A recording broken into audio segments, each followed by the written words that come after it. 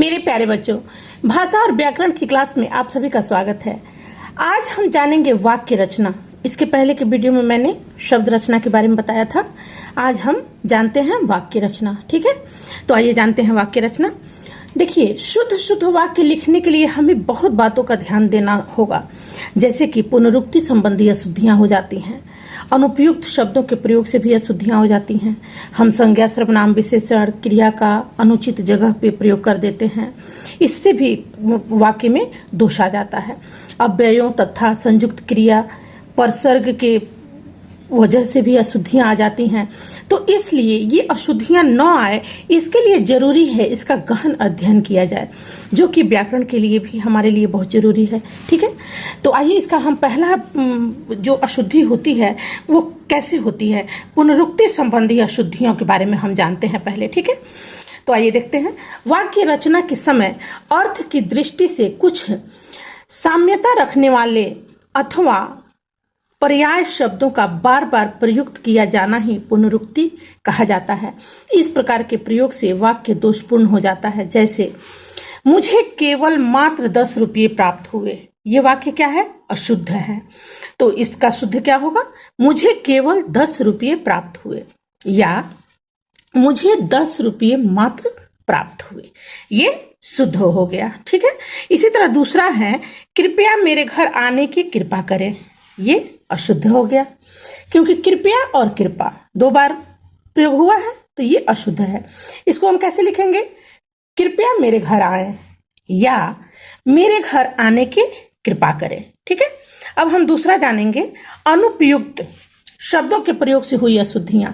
वाक्यों में नहीं के स्थान पर मत, संदेह के स्थान पर भय, स्वादिष्ट के स्थान पर स्वाद, अथवा गया था के स्थान पर जाएगा आदि अनुपयुक्त शब्दों के प्रयोग भी वाक्य रचना और अर्थ की दृष्टि से दोषपूर्ण सिद्ध हो जाते हैं। अब यहाँ देखिए, यहाँ नहीं खेलो, इसको हम कैसे बोलेंगे? ये अशुद्ध है। इसको हम कैसे बोलेंगे? यहाँ मत खेलो। यह फल बहुत स्वाद है। गलत है ना? सुनने से ही लग रहा है ये गलत है। तो इसको हम कैसे लिखेंगे? यह फल बहुत स्वादिष्ट है। इस भवन के गिरने का संदेह है। ये भी अशुद्ध है। इसको कैसे लिखेंगे? इस भवन के गिरने का भय है। ठीक है, अब हम जानेंगे कि संज्ञा सर्वनाम और विशेषण तथा क्रिया के प्रयोग से हुई अशुद्धियां कैसे होती हैं। संज्ञा सर्वनाम विशेषण आदि पदों के अनुपयुक्त अथवा अनावश्यक प्रयोग के कारण भी वाक्य अशुद्ध हो जाता है। जैसे, मैं रविवार के दिन विद्यालय नहीं जाता। यह अशुद्ध है। जब रविवार है तो फिर दिन क्या? मैं रविवार को विद्यालय नहीं जाता। यह शुद्ध है। उसे भारी दुख हुआ। यह भी अशुद्ध है। उसे बहुत दुख हुआ। यह शुद्ध वाक्य है। अब हम अव्ययों तथा अविकारी रूपों की अशुद्धियां हम देख लेंगे। क्रिया विशेषण संबंध बोधक योजक तथा विस्मयादि बोधक अव्यय अथवा पदों की अविकारी रूप कहे जाते हैं। इनके अनुपयुक्त संयोग से भी वाक्य दोषपूर्ण हो जाते हैं। जैसे, वह विद्वान था और शास्त्रार्थ में हार गया। ठीक है, ये अशुद्ध है। वह विद्वान था किंतु शास्त्रार्थ में हार गया। ठीक है, ये शुद्ध है। फल पेड़ पर से टूट कर गिरा। यह शुद्ध है।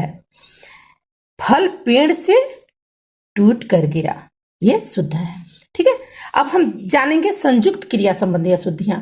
जो क्रियाएं 2 या 2 से अधिक भिन्न भिन्न क्रियाओं अथवा संज्ञा विशेषण तथा क्रिया विशेषण के साथ किसी क्रिया का योग करने से बनती हैं, उन्हें हम संयुक्त क्रियाएं कहते हैं। ठीक है, उदाहरण हम देख लेंगे। मैं पढ़ा सकता हूं। वाक्य में 3 क्रियाओं का संयोग है, पढ़ा, सकता तथा हूं। संयुक्त क्रिया जिन जिन क्रियाओं के योग से बनती हैं, उनमें पहले प्रयुक्त क्रिया मुख्य क्रिया होती है। जो पहले हम प्रयोग करते हैं वो क्या होती है? मुख्य क्रिया होती है, और शेष गौण होता है। संयुक्त क्रियाओं के द्वारा वाक्य की मुख्य क्रिया के अंतर्गत विशिष्टता प्रदान की जाती है। इनका सही प्रयोग न करने अथवा अनावश्यक प्रयोग करने से भी वाक्य क्या होता है? दोषपूर्ण हो जाता है। अब देखिए, जैसे उदाहरण में देखिए, उसका भाई क्लर्क लगा हुआ है। लगा हुआ है क्या है भाई? यह अशुद्ध है। उसका शुद्ध क्या होगा? उसका भाई क्लर्क है। ठीक है, इसी तरह आगे देख लेंगे।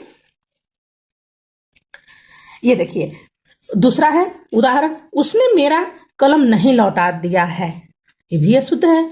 उसने मेरा कलम नहीं लौटाया है, ये शुद्ध वाक्य है। अब हम छठा जानेंगे, परसर्ग संबंधी अशुद्धियां। परसर्ग हम कहते किसको है, आप सभी बताइए। कारक चिन्ह को ही हम परसर्ग कहते हैं।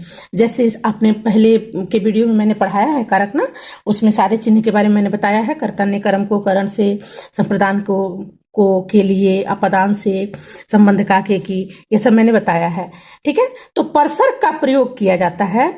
इनका प्रयोग कारक के लक्षणों को ध्यान में रखकर ही किया जाना चाहिए, अन्यथा वाक्य में अशुद्धि उत्पन्न हो जाती है। ठीक है, उदाहरण हम देख लेंगे। मैं यह काम नहीं किया, यह अशुद्ध वाक्य है। शुद्ध क्या होगा, मैंने यह काम नहीं किया। दूसरा है, रमेश पुस्तक को पढ़ता है, अशुद्ध है। रमेश पुस्तक पढ़ता है। तीसरा है, कबूतर पेड़ में बैठा है। में क्या बैठा है भाई, आप बताइए, पर बैठा है ना, कबूतर पेड़ पर बैठा है, ये शुद्ध होगा। ठीक है, इसी तरह देखिए, परसर्गों की सही पहचान हेतु कारकों के लक्षणों को ध्यान में रखना चाहिए। जैसे कर्ता कारक के लिए जिसके द्वारा कार्य संपन्न किया जाता है, कर्म कारक जिस पर क्रिया का प्रभाव पड़ता है, करण कारक जो क्रिया संपन्न करने का साधन है, संप्रदान कारक जिसके लिए क्रिया की जाती है, अपादान कारक क्रिया जिससे अलग होती है, अधिकरण कारक क्रिया जिस पर आधारित रहती है। ठीक है, तो ये तो रहा वाक्य रचना, समझ में आई होगी। तो अगले वीडियो में मैं कुछ और लेकर के आऊंगी, तब तक के लिए गुड बाय।